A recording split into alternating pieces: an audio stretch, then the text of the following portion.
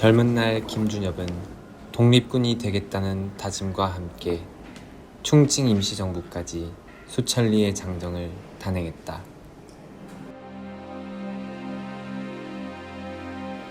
그러나 1945년 8월 예기치 못한 광복이 찾아오면서 그의 장정은 미완으로 남게 되었다.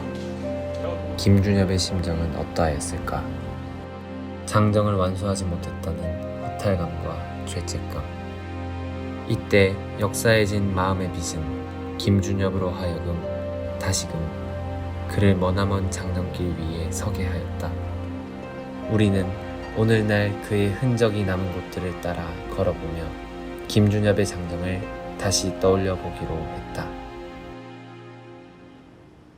광복 이후 역사학자의 길을 택한 김준엽.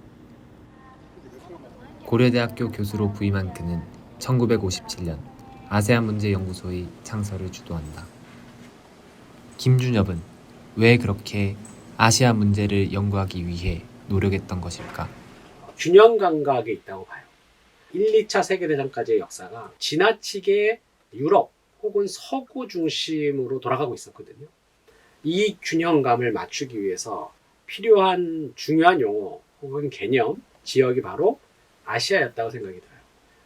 한국의 아시아사 연구를 처음 시작할 수 있도록 파이오니어로서 첫 발을 디디면서 저는 김준엽 선생님이 우리에게 주신 마지막 숙제가 또 하나 있다면 그 아시아의 어떠한 가치, 밸류를 담아서 우리가 사는 세상을 조금 더 균형감 있게 만들어낼 것인지를 고민하라고 하는 뜻이라고 생각합니다.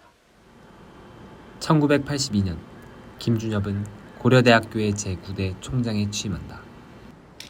김준엽은 총장으로서 당시 서슬퍼런 독재 정권의 압박에도 굴하지 않는 행보를 보였다.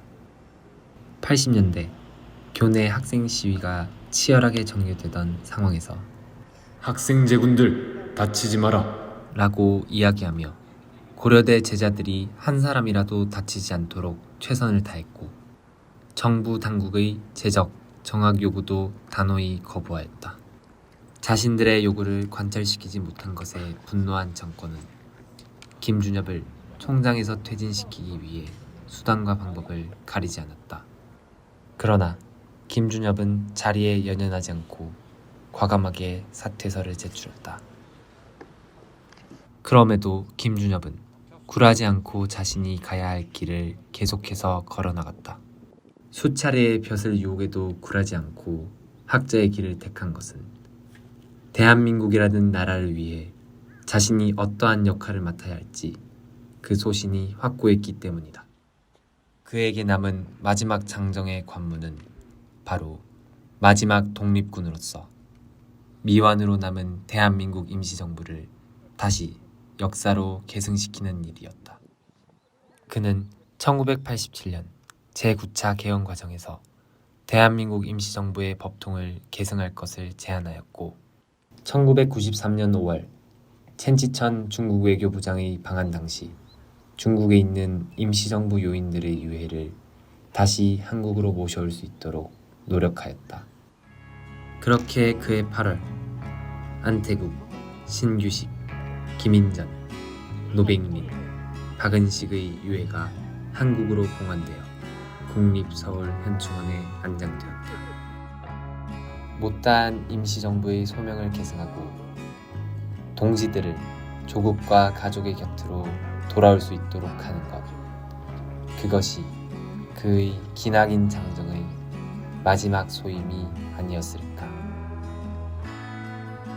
잠깐 살다 가는 현생에서 권세와 천수를 누리기보다는 더 큰 역사의 물줄기 속에서 민족과 나라, 대의를 위해 어떠한 역할을 해야 할지 끊임없이 고민했던 김준엽.